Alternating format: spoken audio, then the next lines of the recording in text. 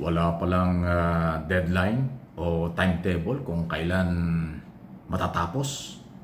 Ito pong gagawin pag-iimbestiga ng Presidential Independent Commission or tinatawag nating Independent Commission for Infrastructure, ICI.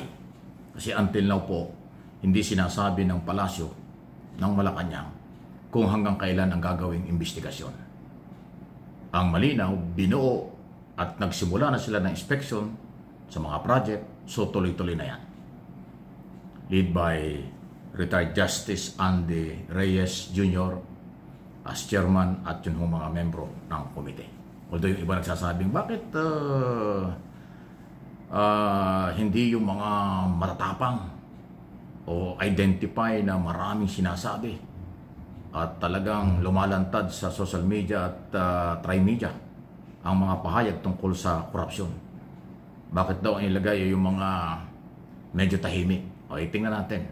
Kasi sa totoo lang po, lalo na po yung dalawa, hindi talaga natin kilala ng...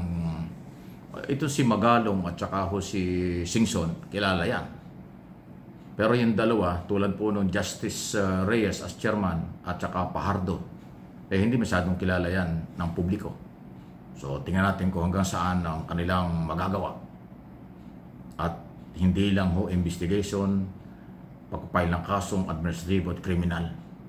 Hindi ko alam at hindi naman nakapaloob dun sa Executive Order number 94 na binuo o nilabas para mabuo ito kung meron ba silang authority magrekomenda kung anong mga dapat gawing mga solusyon at mga batas para matigil ang korupsyon.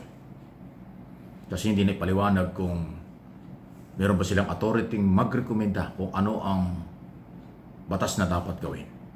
Nakapokus sila sa investigasyon at mag-file ng kaso.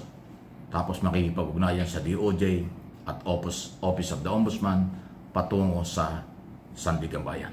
Isa pang nakikita natin dito na baka nakakalimutan at medyo mabagal, until now, wala pa rin pong full-time ombudsman. Yun ang mahirap eh.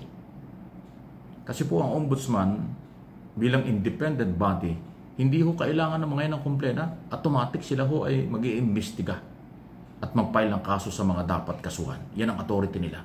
Pero ngayon po ay manipis na manipis ang kanilang galawan. Kasi yung mga nandyan, OIC lang o acting lang. Tapos na yung public interview ng Judicial Bar Council. Nagrekomenda na sila sa Office of the President kung sino-sino ang mga nag-apply na gustong maging ombudsman pero wala pa hong nailalagay si Pangulong Marcos. Mr. President, baka nakakalimutan nyo sa dami ng trabaho nyo. Baka ho pwedeng isingit na yan. Kasi pag meron ng full-time ombudsman na merong sagradong 6 hanggang 7 taon, tatapang ang ombudsman at maninindigan niya sa dapat nilang gawin. Lalo na kung ang ilalagay nyo dyan, Mr. President, yung talagang may tapang, may talino, may lakas ng loob. Pero pag ilagay mo dyan po, tahimik at katulad nung nakaraan, lalo hong tatagal ang paghahanap ng hustisya. Panindigan ko yung dati kong sinabi. Kailangan merong special court na hahawak ng mga kasong ito sa grabbing korupsyon. Meron ding ibibigay na priority, bibigyan ng priority ng Ombudsman at Department of Justice ang kasong ito bilang mga taga-usig, bilang prosecutor. Kasi ang DOJ, prosecutor, investigator, prosecutor. Ganon din ang Ombudsman. Investigator, then prosecutor. Sila yung magdidepensa sa side ng gobyerno, peoples of the Philippines, sa lahat ng pwedeng makasuhan. Kaya kailangan dyan may tapang, may talino, at totoong mayroong prinsipyo para sa bayan. Pag nilagay dito yung politiko, walang prinsipyo, baka makakatulog ang hustisya, baka masakripisyo ang katarungan. Ayan po ang ating ipinapanawagan. Ayaw kong pangunahan ng Pangulo. Ipinapalaala ko lang kaya ko sinasabi ito. Kasi yung mga ibang mga supporters ng Marcos, pag nakakarinig lang ganyan, nagagalit at pinangunahan ko raw. Iba ho yung pangunguna. Iba yung pakisuyo. Iba yung sinasuggest lang kaysa sa inuutusan. At hindi ko karapatang mag-utos sa Pangulo. Obligasyon ko lang sabihin kung ano ang dapat. Sana ay gawin ng Pangulo. Sana bilisan ng Pangulo. Yun lang yun. Hindi yun utos.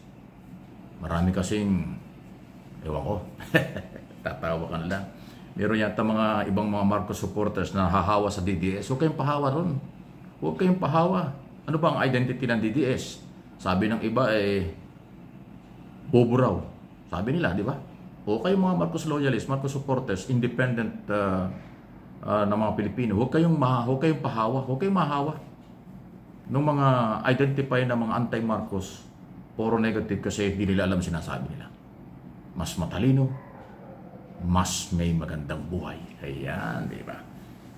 Okay? Yan ang totoo para hindi nagkakalituhan.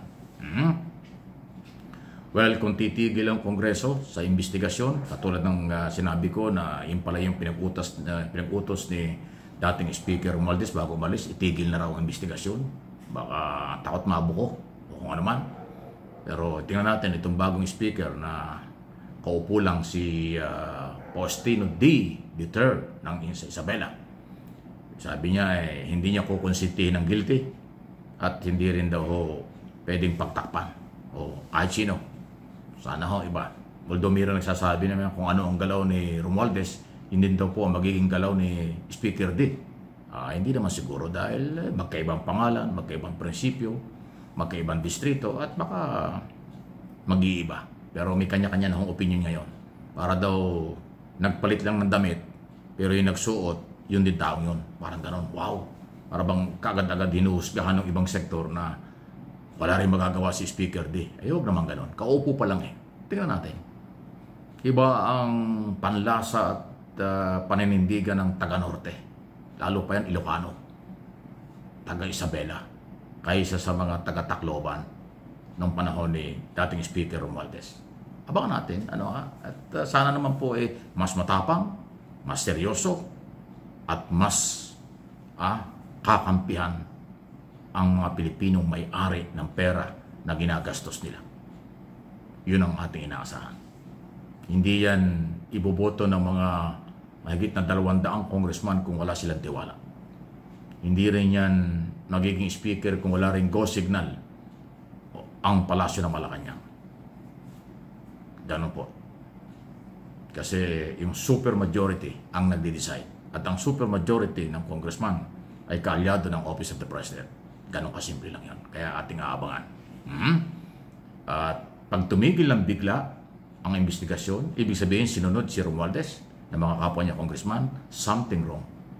Meron silang pinagtatakpan. Meron silang kinatatakutan. Kasi nagsimula na pangalanan yung mga congressman na di umanimik kinalaman. Bakit pa kayo titigil?